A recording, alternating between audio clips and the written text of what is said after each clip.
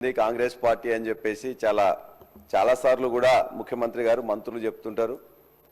ఇవాళ మేమందరం కూడా సర్పంచులకు చేయట్లేదని చెప్పేసి చివరి సంవత్సరంలో 2023 సంవత్సరంలో అనేక సర్పంచులను హైదరాబాద్ తీసుకొచ్చేసి మొత్తం కూడా చేసింది ఆనాటి కాంగ్రెస్ ప్రభుత్వం.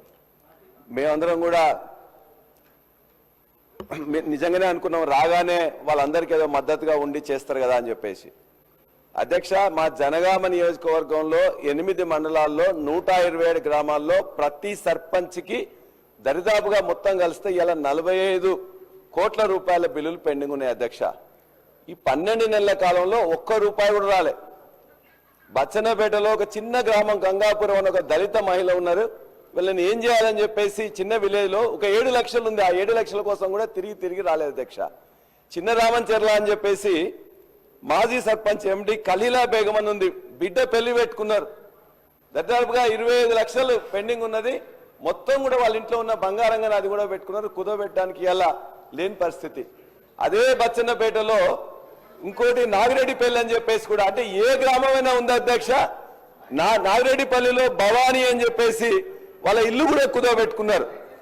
ఒకరు బంగారం కుదోబెట్టుకున్నారు. అధ్యక్ష, మేము చేయలేదని చెప్పేసి మీకు అధికారం ఇచ్చిండ్రు. మీకు అధికారం ఇచ్చినప్పుడు మీరు ఇస్తా అని చెప్పిండ్రు. కాబట్టి ఇవాళ నా నియోజకవర్గంలో ఉండే 127 సర్పంచులకు రావాల్సిన బిల్లులను దయచేసి ఒక వారం రోజుల్లో 10 రోజుల్లో ఇవ్వాల్సిందిగా మీ ద్వారా మంత్రి గారిని నేను కోరుకుంటున్నా.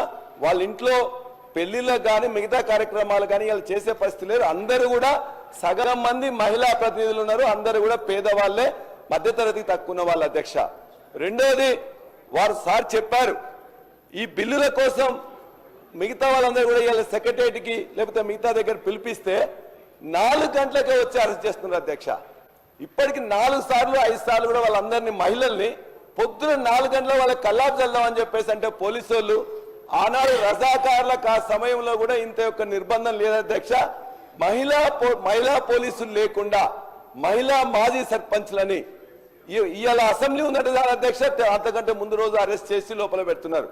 దయచేసి మీరు బిల్లులు ఇచ్చి వాళ్ళ యొక్క నిరసన తెలియకుండా చేయండి. ఆ నిరసన పాల్గొవట్లేదు, నాకు చేత కావట్లేదు అంటే కూడా ఆ మహిళా సర్పంచ్లను అరెస్ట్ చేయడం దయచేసి బంద్ చేయమని మంత్రి గారిని కోరుతా ఉన్నాను. అధ్యక్ష, గౌరవ సభ్యులు కాటేపల్లి వెంకటరమణ.